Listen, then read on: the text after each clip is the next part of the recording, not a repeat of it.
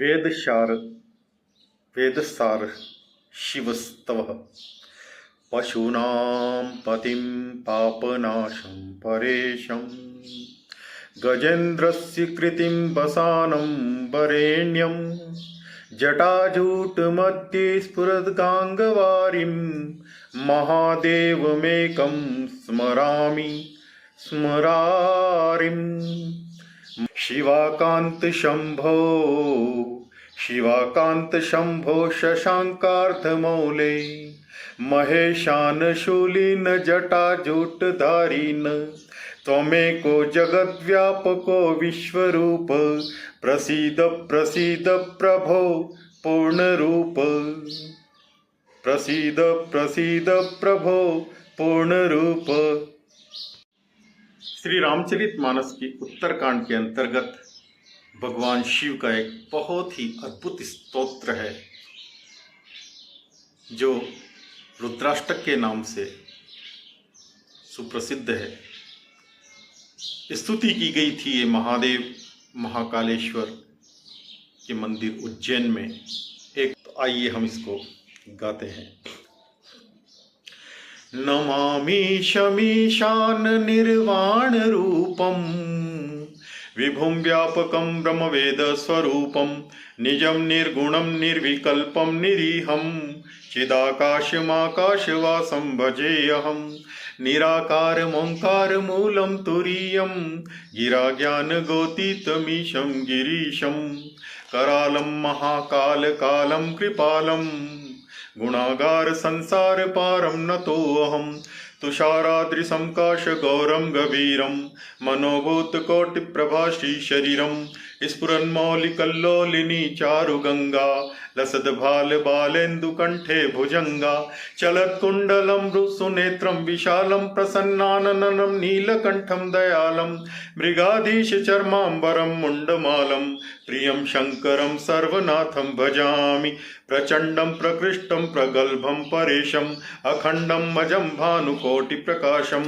त्रयशूलनिर्मूलनं शूलपाणिं भजेऽहं भवानी पतिं भावगम्यं कलातीत कल्याण कल्पान्तकारी सदा सज्जनानन्ददाता पुरारी चिदानंद संदोह मोहापहारी प्रसीद प्रसीद प्रभो मन्मथारी नयावद्दुमानात् पादारविन्दं भजन्तीह लोके परेवा नराणां न तावत् सुखं शान्ति संतापनाशं प्रसीद प्रभो सर्वभूताधिवासं न जानामि योगं जपं नैव पूजां न तोऽहं सदा सर्वदा शम्भुं तुभ्यं जराजन्म दुःखोगतातप्यमानं प्रभो पाह्यापन्नमामीश शंभो। रुद्राष्टकमिदं प्रोक्तं विप्रेण हरतोषे ये पठन्ति नरा भक्त्या तेषां शंभुः प्रसीदति। अद्भुत। भगवान शिव साक्षात करुणा के अवतार हैं। उनको करुणा के अवतार बताया गया है। शीघ्र प्रसन्न होने वाले हैं। देव तो देव, मनुष्य और यहाँ तक कि दानवों पे भी, दानव भी उनकी शरण में आते हैं तो उस पर भी कृपा करते हैं। अद्भुत है महादेव।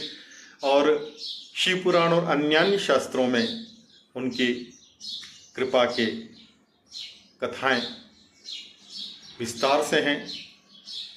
आप एक लोटा जल चढ़ाओ तब भी प्रसन्न हो जाते हैं महादेव भोलेनाथ।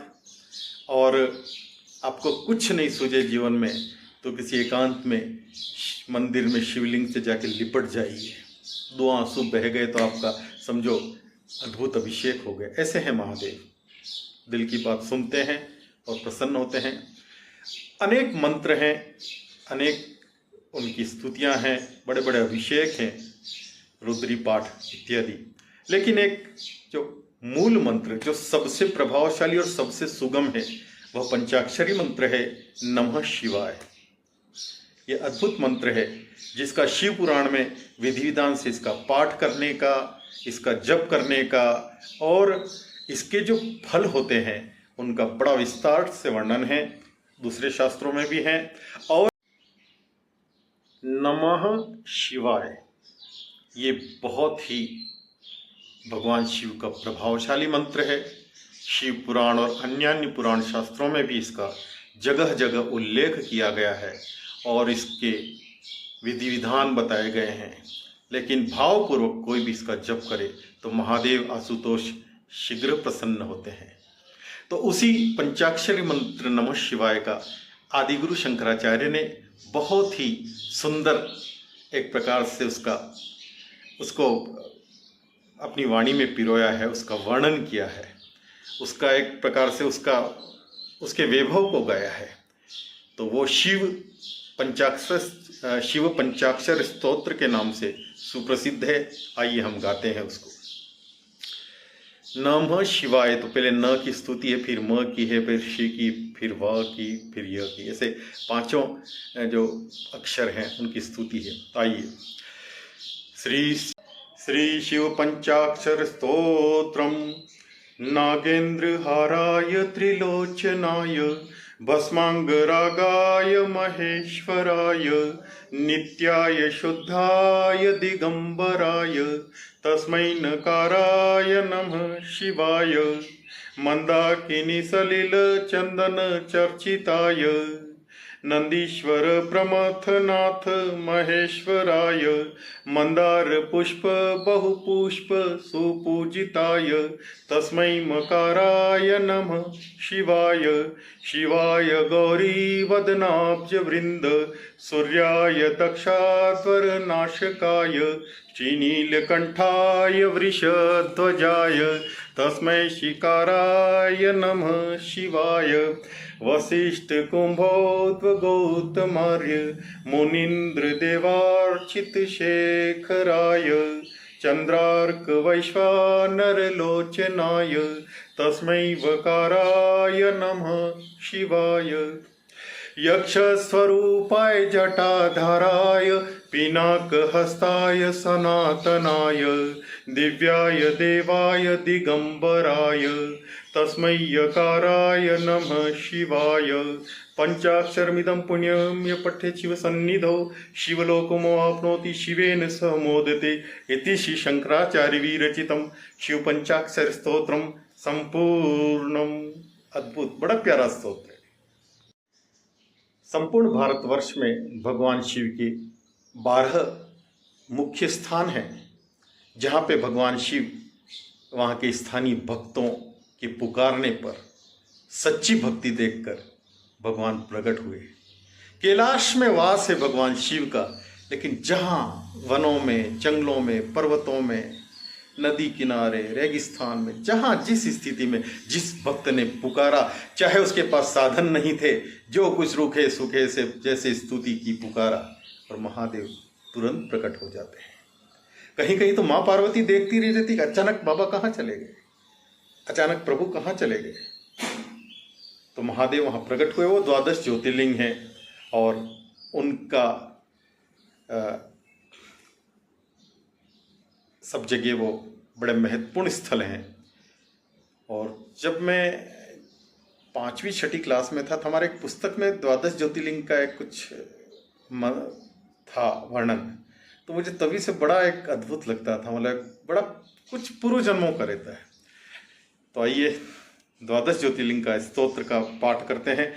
आप इसमें कहा गया कि इसको सुबह और शाम इस स्तोत्र को आप पाठ करें तो आप ये मान के चलिए कि आप भाव भूमिका में, भाव साम्राज्य में वहाँ जा चुके हैं और वहीं आपकी स्तुति स्वीकार हो जाती है।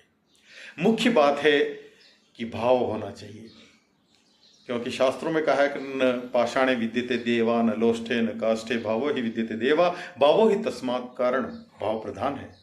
तो आइए 12 ज्योतिर्लिंग इस स्तोत्र का पाठ करते हैं।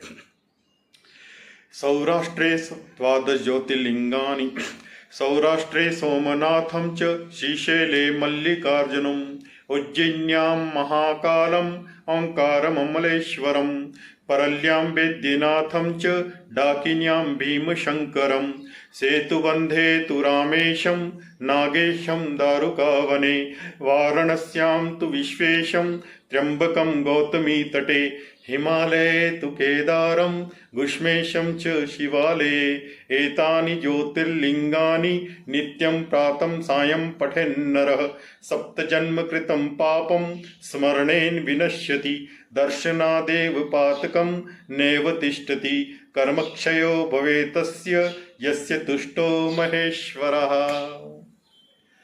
ये छोटे से एक स्तोत्र है, लेकिन आप सुबह शाम नियमित रूप से पाठ करें तो आपके पूर्व जन्मों के जो भी बहुत जटिल कर्मों के प्रभाव रहते हैं वो धीरे धीरे कटेंगे और पूर्ण कृपा आपको महसूस होगी। इस स्तोत्र का आप सवेरे सवेरे पाठ करें तो अद्भुत प्रभावशाली है। भगवान शिव के जो 12 ज्योतिर्लिंगों की है, आप जहाँ हैं, जिस स्थिति में हैं, वहीं से बैठ के पुकारें तो आपकी बात स्वीकार हो जाएगी। बस भाव भाव भाव। और इसको करने से हमारे पूर्व जन्मों के जो बड़े कठिन प्रारब्ध रहते हैं और जन्म जन्मांतरों का, वो धीरे धीरे कटते हैं।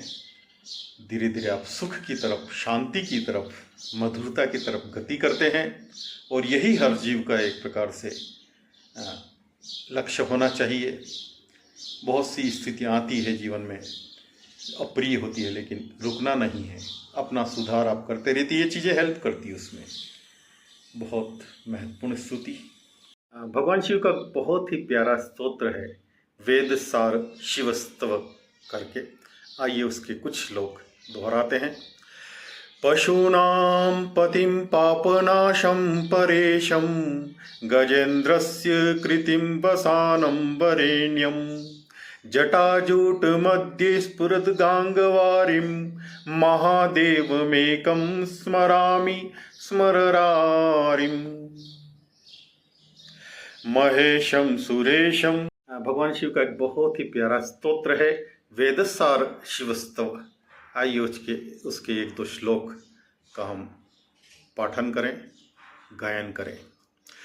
गिरीशं गणेशं गले नीलवर्णं गजेन्द्राधिरूढं गणातीतरूपं भवं भास्वरं भस्मनाभूषितांगं भवानी कलत्रं भजे पंचवक्त्रं शिवाकांत शंभो शशांकार्धमौले महेशान शूलीन जटाजूटधारीन त्वमेको जगद्व्यापको विश्वरूप प्रसीद प्रसीद प्रभो पूर्णरूप प्रसीद प्रसीद प्रभो पूर्णरूप।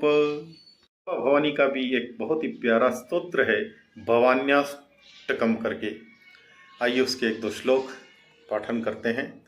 न तातो न माता न बंधुर्न दाता न पुत्रो न पुत्री न भृत्यो न भर्ता न जाया न विद्या न वृत्तिममेव गतिस्त्वं त्वमेका भवानी न जानामि दानं न च ध्यान योगं न जानामि तंत्रं न च स्तोत्र मंत्रं न जानामि पूजां न च न्यास योगं गतिस्त्वं त्वमेका भवानी न जानामि पुण्यं न जानामि तीर्थं न जानामि मुक्तिं लयं वा कदाचित् न। गजल लाया था मैं, और शुद्ध मलयागिरी का चंदन है ये। ठीक है, इसको घिसते हैं थोड़ा थोड़ा, इसमें ये वृंदावन वाला वो लगाएंगे, श्रीधाम वाला, और फिर चंदन लेपन करते हैं।